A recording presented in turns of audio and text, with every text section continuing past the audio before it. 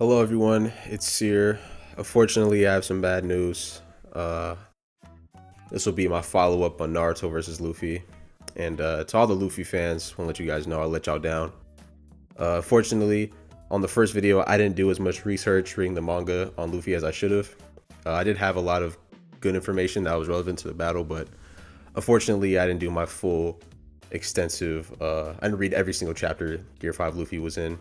And unfortunately, kind of skewed my view on the fight, and I ended up giving Luffy a lot more credit than he deserved. And actually, the fight isn't as close as I said it was going to be in the video, but I'm going to go over it now, and this will be a response to a few comments I got on the last video, just kind of glazing the fuck out of Luffy for whatever reason. And until Luffy actually shows some like new capabilities in Elbaf or new feats or whatever, this will kind of be my last response on Naruto versus Luffy as a whole in general. But yeah, let's get into it. Alright, so first let's get into this dumbass thinker right here who said this fucking dumbass comment right here. I don't know about the 4 times shit. I've only seen the 2 statements from Sengoku and then like the data book where it's like it said he can destroy the planet, but even then it says like doesn't necessarily mean in terms of power. So I mean, like, yeah, sure. And then with Sengoku it's like, what the fuck does Sengoku know to say like, oh yeah, he can actually destroy a fucking planet, like the whole world? Come on, no, bro. I gave 2 interpretations in the video. You can take either one, and with either one, it's kind of just like, it doesn't necessarily mean like, oh, they can shatter the planet like it's fucking Dragon Ball. Like, come on now, bro. And then this nigga's talking about some better meta stats and multipliers and narrative. Like, bro, shut the fuck up. With most series, power scaling is gonna be very inconsistent because not the author's thinking about how many times the fucking like the size of shit's changed in One Piece. The fucking certain characters are narratively implied to be stronger than they actually are. Like they acting like this nigga Arlong is on the same level as like Jinbei when he's a fucking part 1 villain. Like, come on, bro. Like none of this shit's as consistent as y'all think it is, and it's dumb to act like it is. Come on, bro, please. And then we got this guy right here just saying blatantly ignorant shit. Clearly has not read either series probably in depth at all, and I haven't responded to it already. I gave my response in the comment, but I'm just gonna go over it again. Like, this shit is so fucking dumb. Like, please, I urge you guys to please just watch the animes, read the series, do your research before commenting, or it's gonna look dumb like these people who have commented before. All right. Naruto has never shown sealing anyone with the sealing Rasengan. I'm pretty sure I put in the video, I put the scan of when Naruto did it, and yet he still somehow commented, oh, he never used it. Oh my god, bro. Please, please, please, please, please, please watch the video. I put everything in the video. Pay attention, read, please. All right. And then true seeking orbs, which is only worked on chakra users. I didn't even bring those up in the video because I didn't even have to. Let's be for real. Like, Naruto has too much shit in his bag to beat Luffy. It's not even close. Every juice is getting turned to cartoon physics and swatted away. Naruto's AP is a non-factor here since Luffy. Bro, okay, please. Luffy's cartoon physics shit is not as overpowered as y'all think it is. I will put the scans in. This nigga is cut by Kaido's scales, and even if he can turn shit to rubber, that doesn't negate its effect on something. So if Naruto uses a sealing Rasengan, just because Luffy can turn it to rubber does not mean its sealing properties will stop working, okay? That's not how abilities work. That's not how any of that works, okay? Please do your research before you comment. I urge you guys, okay? Naruto's AP is a non-factor. That is 100% not true. What's it called? Assuming Luffy can't be hurt because of his rubberized state is a no limits fallacy. Basically saying he has no limits to the amount of damage he can take, which is not true. If you think that Luffy can take a full power punch from Goku, and just because he's in Gear 5 and he'll survive, I think you're dumb as shit, and there's no point even engaging in conversation with you because you're dumb as fuck. Alright, on to the next shit. Naruto, even at Sage's 6 pass, healing factor is slow to a Ryu punch to the heart or brain with one-shot Naruto, or repeated punches.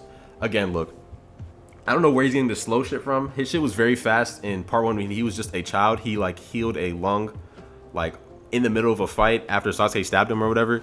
And I'm pretty sure his healing factor would be far much improved from then. And even if you have like antifreeze to say is slow in 66 pass form, Naruto was fatigued, worn down that entire fight. So any of those feats really can be highballed as like if you give Naruto a fully like recharged stamina like state for an example, right? But Naruto has a 25% chance of beating Luffy. What the fuck are you talking about? What did that even come? Where did that even come from? What 25% chance? What does that even? Where does that even come from? But anyway, but look, right? Okay. So this is the shit that I read after the fact that made me kind of go back and look at my video and say like, hey, I was giving Luffy a lot more credit than he actually deserved in the fight, because the shit I saw was bad. I ain't even gonna lie. The shit was terrible. So the first thing I saw was that Luffy is still very vulnerable and weak to slashing attacks, like every other person is, right? So while he may be resistant to like blunt force damage, which again has a limit, he is still vulnerable to any type of just slashing attack that's like on his level, you know, as an example. Shown with Kaido's scales, right? And you can see right there, like he bleeds. He bleeds when Kaido stabs him. And so, for my interpretation, right, if Naruto hits this nigga with the basic Rasen Shuriken, right, and it catches him off guard, an example, like the scales, I would say maybe like if Luffy can react in time to like catch or touch it, he may be able to like rubberize it or whatever, maybe. But even with that, it will shred his body and completely destroy him. And also on top of that, let's say you want to equalize like chakra and haki, right? So all chakra reacts the same way haki does. Luffy's not going to be able to turn any of Naruto's chakra-based attacks to rubber. So it will negate any type of devil fruit properties, and they will make his attacks 10 times, like, I don't know, 10 times, but like way more potent and damaging to Luffy than it would be regularly, right? So even beyond that, in, I think it was Egghead, right? Luffy's stamina is so fucking ass, bro. It is some of the worst stamina I've seen in any series with a main character's new ability. Like, it's actually dog shit. So, this nigga Luffy can barely last in the fight without passing out mid-battle, right? Keep that in mind. It's mid-battle, and he's passing out in the fight. His crew has to come and save him. And I feel like I've seen this happen to him multiple times, right? And so it just kind of brings into question, right? How long can Luffy last in a fight with Naruto? When Naruto can fight for days on end, he has like 2 sources of chakra, his own and then Kurama's. So imagine this is some of the highest levels of chakra in the entire series, Kurama and Naruto, right? How long can Luffy actually last in a fight with this nigga, bro? I don't see it happening. I don't see Luffy lasting more than 10 minutes in a fight with Naruto without passing out mid-battle, being drained of all his stamina. At any moment, if this nigga passes out, Naruto is executing him. He is killing him. It is over in the fight. Because a base Luffy cannot stand a chance against Sage's 6-pass Naruto, right? He is cooked, it's over, okay? And on top of that, if you equalize Haki and Chakra, he's even more fried, it's over. So, like, I don't understand the Luffy glazers at all. Like, I feel like, first of all, y'all don't even understand the ability you're trying to rep so hard with the cartoon physics.